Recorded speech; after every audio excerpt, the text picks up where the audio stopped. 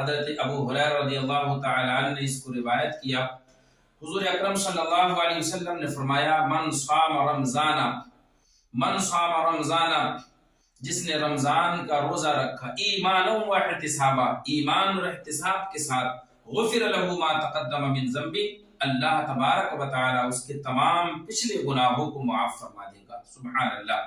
دوسری حدیث آپ ملاحظہ کریں، حضرت ابو سعید خدری رضی اللہ تعالی نے اس کو روایت کیا، مشکاۃ شریف بخاری شریف کی یہ حدیث ہے۔ حضور اکرم صلی اللہ علیہ وسلم نے ارشاد فرمایا من صام یوما، جس نے ایک دن کا روزہ رکھا، فی سبیل اللہ، اللہ کی راہ میں ایک دن کا روزہ رکھا، تو حضور نے ارشاد فرمایا بعد اللہ وجہہ عن النار، اللہ اس کو جہنم سے دور کر دے گا۔ کتنی دور؟ 70 خریفہ، 70 سال کی راہ کے برابر۔ یعنی اگر کوئی شخص چلے تو 70 سال میں اس منزل تک پہنچ پائے، اتنی دوری اس کی ہو جائے گی جہنم سے، جس نے اللہ کی راہ میں ایک دن کا روزہ رکھا ہوگا۔ سبحان اللہ۔ اور ایک دوسری حدیث ملاحظہ کریں، میرے آقا ارشاد فرماتے ہیں الصیام والقرآن یشفعان للعبد، روزے اور قرآن اللہ کی بارگاہ میں شفاعت کریں گے، روزے اور قرآن اللہ کی بارگاہ میں شفاعت کریں گے۔ روزے کہیں گے وَيَقُولُ الصِّيَامُ اے ربی انی منعتہ الطعام والشہوات بالنہار فشفعنی فیہ، روزے کہیں گے اے میرے پروردگار، میں نے اس کو دن میں کھانے سے، شہوات سے روک دیا، میری شفاعت اس کے حق میں قبول فرما۔ قرآن کہے گا وَيَقُولُ القرآن، اور قرآن کہے گا منعتہ النوم باللیل، میں نے اس کو رات میں سونے سے روک دیا، میں نے اس کو رات میں سونے سے روک دیا، فشفعنی فیہ، میری شفاعت اس کے حق میں قبول فرما۔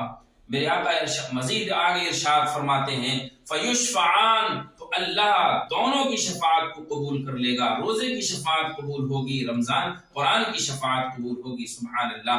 تو وہ جو روزہ رکھتے ہیں، جو قرآن پڑھتے ہیں، تلاوت قرآن کرتے ہیں، یہ روزے اور قرآن کل قیامت کے دن شفاعت کریں گے اور اللہ ان کی شفاعت قبول فرمائے گا۔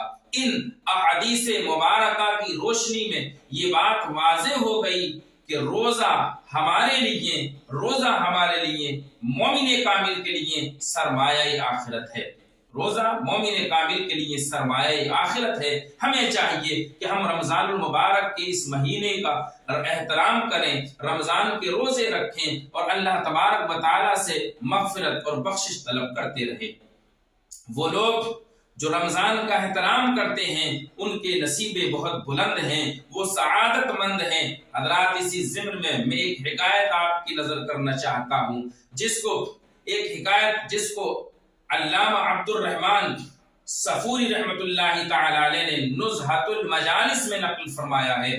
شہر بخارا میں ایک شخص، ایک مجوسی رہتا تھا، رمضان کا مہینہ چل رہا تھا، بخارا شہر کی مارکیٹ میں یہ شخص حاضر ہے اور اسی مارکیٹ میں، اسی بازار میں اس کا لڑکا، نوجوان لڑکا بھی موجود ہے، مجوسی ہے، مجوسی کا لڑکا ہے، اور وہ مجوسی کا لڑکا رمضان کے مبارک مہینے میں سر راہ یوں ہی کھانے لگا۔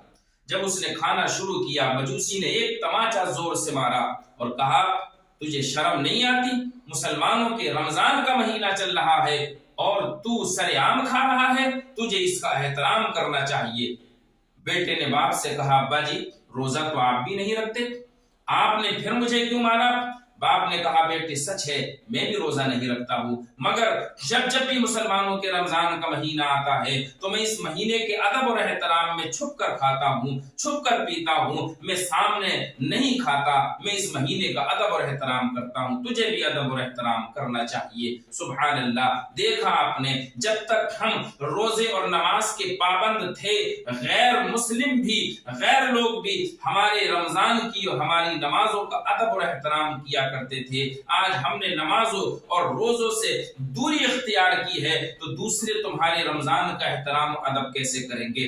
آج کا نوجوان ہم دیکھ رہے ہیں کھلے عام سگریٹیں چل رہی ہیں، کھلے عام بیڑیاں چل رہی ہیں، کھلے عام تمباکو گٹکے کھائے جا رہے ہیں، کھانے پینے استعمال کیے جا رہے ہیں، انہیں کوئی شرم ہی نہیں، کوئی غیرت ہی نہیں، وہ اپنی شرم کو اٹھا کر رکھ چکے ہیں۔ جب کوئی کہنے والا روزدار کہتا ہے، سمجھانے والا سمجھاتا ہے کہ بھائی رمضان چل رہا ہے، اس طرح کیوں کھا رہے ہو، سرے راہ کھڑے ہو کر سگریٹ کیوں پی رہے ہو، یا کھڑے ہو کر پانی کیوں پی رہے ہو، تو جواب دیتے ہیں کہ ہم نے جب اللہ تبارک و تعالیٰ سے ہمیں کوئی خوف نہیں، جب اللہ سے کوئی پردہ نہیں تو بندوں سے کائے کا پردہ، ہم کائے کا پردہ کریں۔ یاد رکھو، یاد رکھو، ایسے کہنے والے نوجوان، ایسے کہنے والے اشخاص اپنی آخرت کو تباہ و برباد کر رہے ہیں، اپنی آخرت کو تباہ و برباد کر رہے ہیں۔ اس لیے کہ علماء فرماتے ہیں کہ اگر تم روزہ کسی وجہ سے اگر روزہ نہیں رکھ پا رہے ہو تو کم از کم اپنا چہرہ روزے دار جیسا بنا لو، اپنے چہرے کو روزے دار جیسا بنا لو۔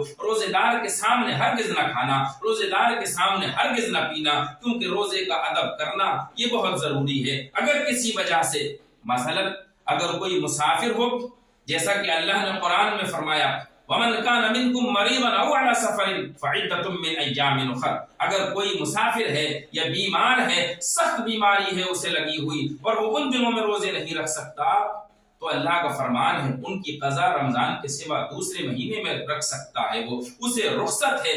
تو جنہیں روزہ رکھنے کی رخصت ہے انہیں بھی آرڈر اور حکم یہ ہے کہ وہ رمضان کا احترام کریں، چھپ کر کھائیں، کھلم کھلا اس کی بے حرمتی نہ کریں۔ جو ایسا کریں گے وہ اپنی آخرت کو تباہ کر لیں گے اور اپنی آخرت کو برباد کر لیں گے۔ حضرات، جب اس مجوسی نے تماچا مارا اور اپنے بیٹے سے کہا کہ بیٹے احترام کرنا چاہیے، یہ مسلمانوں کے رمضان کا مہینہ ہے، اس کے بعد کیا ہوا؟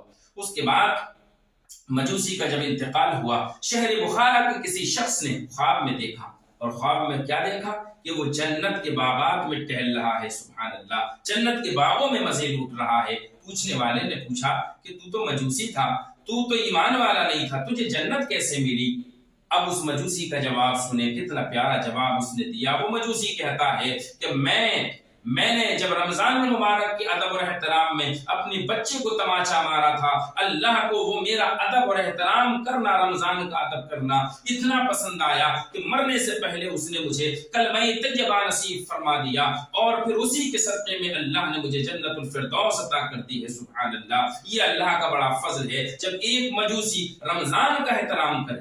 غور کریں، جب ایک مجوسی رمضان کا احترام کرتا ہے تو اللہ اسے ایمان کی دولت سے مالا مال کرتا ہے، جنت الفردوس عطا فرما دیتا ہے۔ جب ہم ایمان والے رمضان کا احترام کریں گے، یقین جانے پروردگار عالم ہمیں جہنم سے آزاد کر دے گا۔ اور میں نے حدیث آپ کو شروع میں حدیث آپ کے سامنے پیش کی، میرے آقا نے خود ارشاد فرمایا من صام یومن، جس نے ایک دن کا روزہ رکھا فی سبیل اللہ، اللہ کی راہ میں، بعد اللہ وجہہ عن النار، اللہ اس کو جہنم سے دور کر دے گا۔ کتنا دور؟